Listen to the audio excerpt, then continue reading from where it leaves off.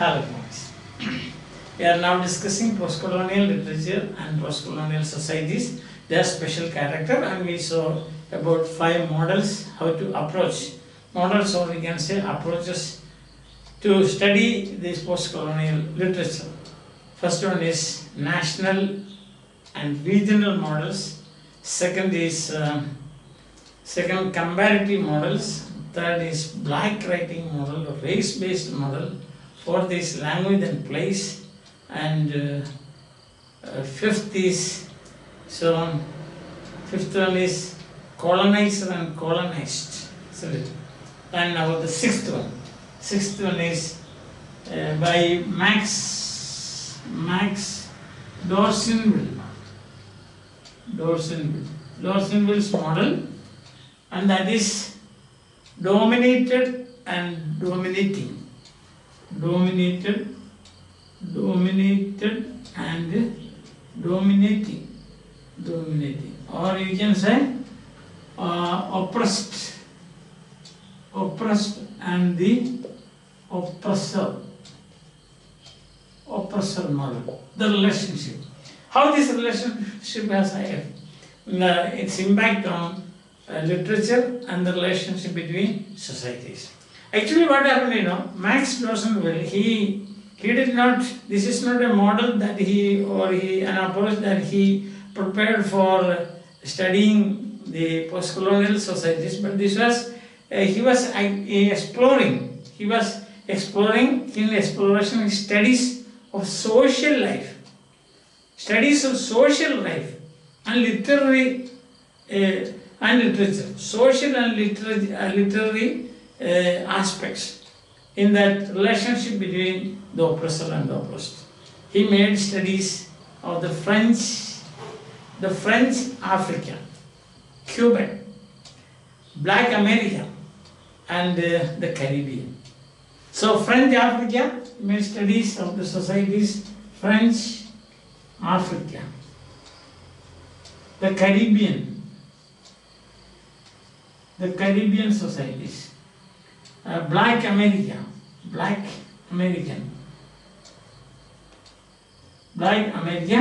and Cuban. So literature is here, society is here, the relationship. How it can impact this relationship. So French Africa, you can say French is the oppressor, the Africans are the oppressed. The Caribbeans, that you can say the French or any European power, and the Africans, Afro-Caribbeans. Black America, that you can see the oppressor is the majority, white majority, and the black, they are the oppressed, and Cuban. So this is a study for exploring how the domination or hegemonic tendencies, how it can impact the relationship in the society and also the production of literature. Understand? So politics of domination, that was the subject, politics of domination. It was not just for post-colonial societies, but this model can be used for this. And it takes USA, Australia, and the British situation. So this is what it does. USA. Let us say USA, what happened? Now USA, the US situation is, first we will consider the US situation. US situation is, you remember, US began as the oppressed colony. Understand? It's a British colony, US. So they are, and at that time they produced literature. Their literature was considered inferior to the British literature or the English literature, we can say. So in that case, what happens is, when a country is oppressed or dominated by a power, what will be the status of its literature? Then later we saw the change that happened to the US. What is that? After the War of Independence became independence. Independent, and it became an independent nation. And after becoming independent, again you can see it became the economic and political power in the world. The global policeman, the greatest economic and political power in this world, we can say. There's nobody to question them now, as we have seen. We have been seeing that. Then what happened to their literature? Literature and the language they used also became a dominant power. So this is a dominated literature can become a dominating literature. And the Americans, they started their own canon. And they started influencing. For example, American literature influenced the Australian literature and Canadian literature. Also backed English literature. We can say like that. So this is how the relationship changes. The relationship in such a situation is very slippery. It is not firm. In the sense that US started as a colony. At that time their literature, the status of their literature, became independent. Again, at that time also indirectly there was British domination. Finally, it became greater power than the British, and so they can call the tune. That's the thing. They can call the tune. Now American literature can call the tune. That means American literature is an overpowering literature because the nation itself is overpowered. So how the relationship between the dominated and the dominating changes and affects a change, or how it influences the relationship in the world. The status of the American literature. When you take Australian, that's the second one. Australian. The story of Australian is also somewhat like this. Now, Australian literature, first we can see the Aboriginal literature, very low level. Aboriginal literature, the Aboriginals, very low level.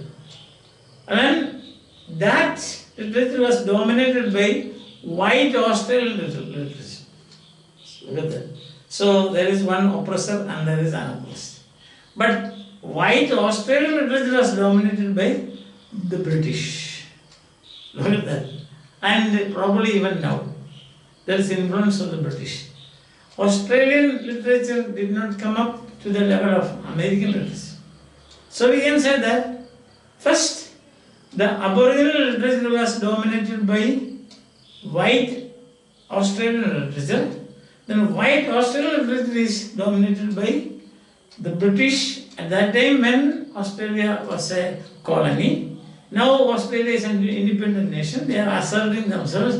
But even then, it's not direct oppression, but direct domination. But there is indirect domination and influence. See the change.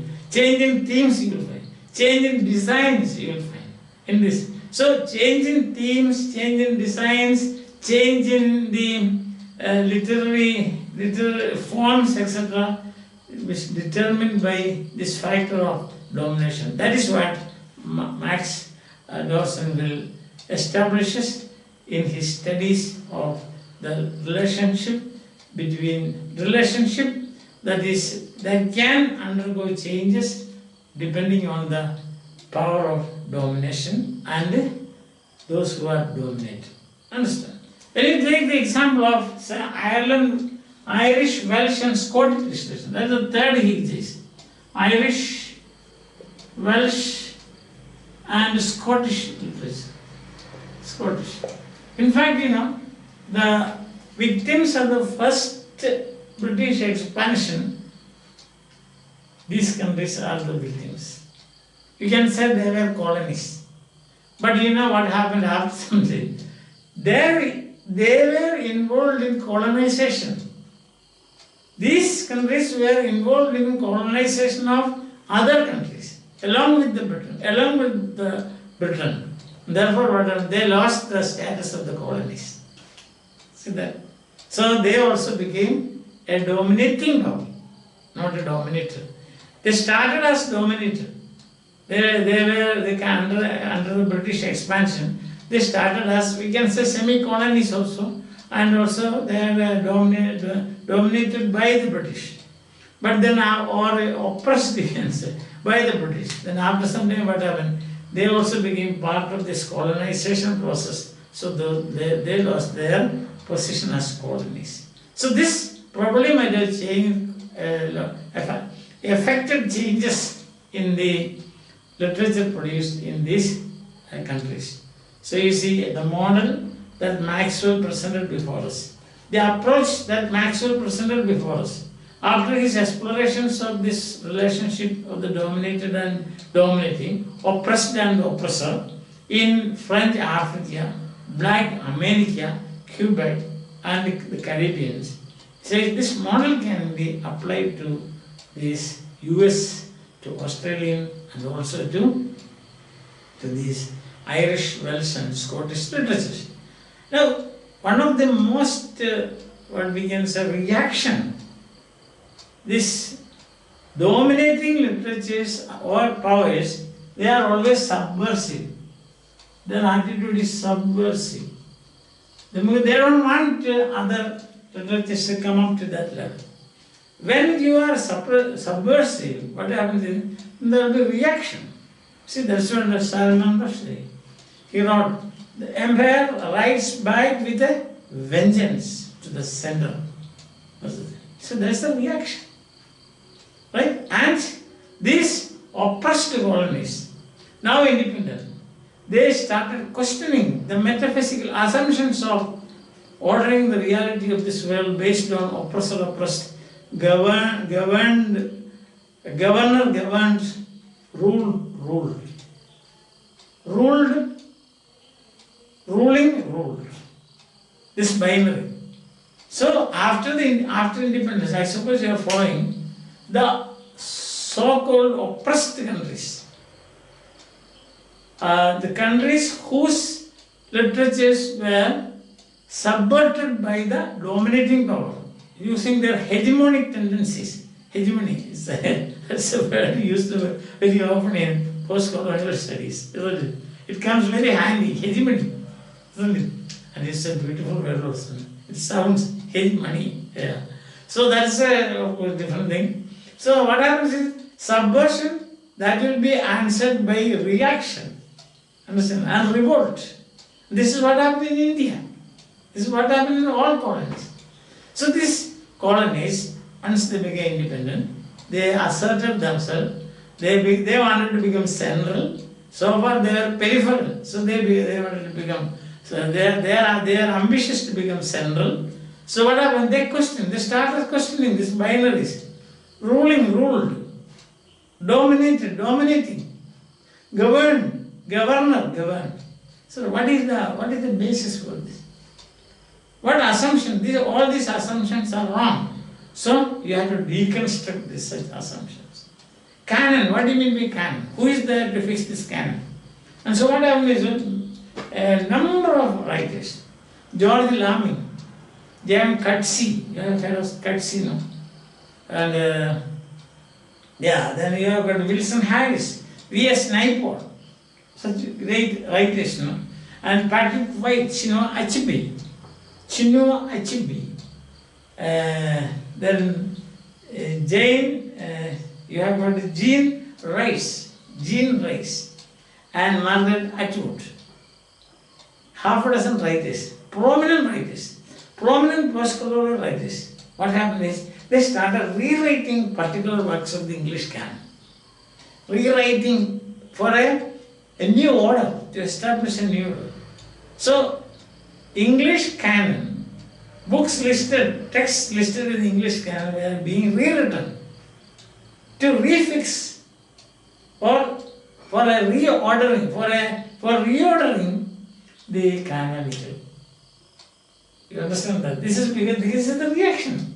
And questioning the philosophical assumptions on which that particular order was based. Who in the world has the power, they asked? Because now we can see all the colonies have become independent. So when independent, you assert yourself. And when you assert yourself, you ask, what is our position in this world? So they started rewriting this canonical text and then reorder the reality. Reordering the reality. So this is what happened in almost all the post-colonial societies and to all the post-colonial literatures. That's what I'm saying. When you apply this model of dominating, it was not specially meant for post-colonial societies or post-colonial literatures. He was studying the possible relationship, change in relationship, and what is happening in the literatures of these places. French, Africa, Black, America, then Cuba, and the Caribbeans. This model or this approach he applied to post-colonial societies and post-colonial literatures. Then he found out that the changes that is happening, when there is a shift in the power balance of power, then the changes will automatically happen. Or you can say, a shift in the balance of power determines the importance of a literature, and they have the power to call the tunes. This is his conclusion. So now this is the sixth approach. First approach we saw, and we also had the effect we saw, subversion. Subversion by the dominating and revolt by the dominator. That is the net result of this. So we have seen now how many models? 1, national or regional. 2, you have comparative. 3, we have black writing, race-based. 4, language and place. 5, you have 5. This is the sixth one, and the fifth one is language and place. Then you have this. Fifth one. Yes. That is who is the author of that approach? Who did that? You remember? That is by another famous writer. Not Dawson, but that is, I just forgot his name. Just yesterday we had that. What was his name? What is that approach? You have a language and place, then colonizer and colonized. Yeah, that's the thing. Colonizer and colonized. See? Then you have got, and the next one is this one, sixth. So once again, I'll say national. Shall I write down as a summary, because we have just one more model or approach to go through, and that is syncretic and hybridity. Syncretism and hybridity in and the reactions of the people there. When you see the movements, for example, certain movements in certain places, and the approaches to what is the approach of the moderates, and what is the approach of the so-called revolting rightists, etc. You will see in that model. So far we have seen one national or regional. Regional, national, regional. National we have seen America, Australia, Canada, and so on. And second model we have seen comparative models. Comparative of various, you can say comparative models of various countries, like for example we have black, white, and then black, white. Bridging models. And third is we have seen black writing model. Black writing, that is, negritude. That's the main point, negritude. That is black aesthetics, negritude. And the fourth one, we saw language and place. Language and place. How a foreign language, in this case what happens? Language is indigenous, place is alien, sometimes. Then language is alien, place is indigenous, as in India. Otherwise it is in USA, you can say. And the fifth is we saw colonizer and the colonized. Colonized and colonized. So here we saw the clamoring for pre-colonial cultural recuperation. That is the thing. And we have seen it is practically not possible because, as I told you already, an example, maybe an imperfect example, that is, you make vegetable stew and then you, after some time, you say, we want the original form, all the vegetables in the original form. That is not that easy, no? You can say, when you think about Aristotle's probable improbabilities and so on, we can say this is an impossible probability. It comes under the category of impossible probability, yes. And then the sixth one, just now we saw, dominating model. So, one word if you can say, explain these things like this: national, regional, that means you have got USA, Australia, Canada and so on, and then regional model we can see the West Indies and South Pacific and Caribbean. Comparative models: black, black, white, white, black, white. Black writing model, race-based model, that is wherever there are blacks writing or writing about blacks, you can say. Then they have a philosophy that is called the negritude. They are aesthetics. Language and race, questioning the propriety of a language to rise up to the occasion in a foreign land. Then, or the ability of the land. Propriety, not the ability. Colonizer, colonized, we have seen already, just now we have seen that. Dominated, dominating, we saw three varieties we saw. One is in USA, started as a dominated, then independent, and then superpower. See, and all the changes in literature and social relationship. So then we saw Australia, you have got Aboriginal literature, then higher than that is white literature, Australian white literature, then that started dominating this, then the British literature dominating America. Sorry, Australian. And then we have seen Irish, Scottish and Welsh started as colonies, we can say, semi-colonies or colonies, but they are involved in colonizing process. So they lost their chance, see. But at the same time, they are being dominated by the British literature. And in such a situation, what happens, there will be subversion by the dominating. Then there will be revolt by the dominated. And that is what is dominated. And that's what we saw in Salman Rushdie's the Empire Writes Back with a Vengeance, we saw. And also we saw half a dozen writers like George Lamin, J.M. Coetzee, Wilson Harris, Jane Rice and Margaret Atwood, H.B., such great writers, post-colonial writers. They questioned the ordering of the canon. What is canonical? What is the metaphysical assumptions they question for this ordering? Question the philosophical assumption. And then they say rewriting canon to reorder the reality, a new reality. So they were doing this work for a new reality, to establish a new reality. So we have come up to that. Anyway, all through this discussion of post-colonial literatures, you can see one thing. And what is that you can see? What you see is this, what you can see is a revolt. Yes. There's always they're struggling to come out of this colonization.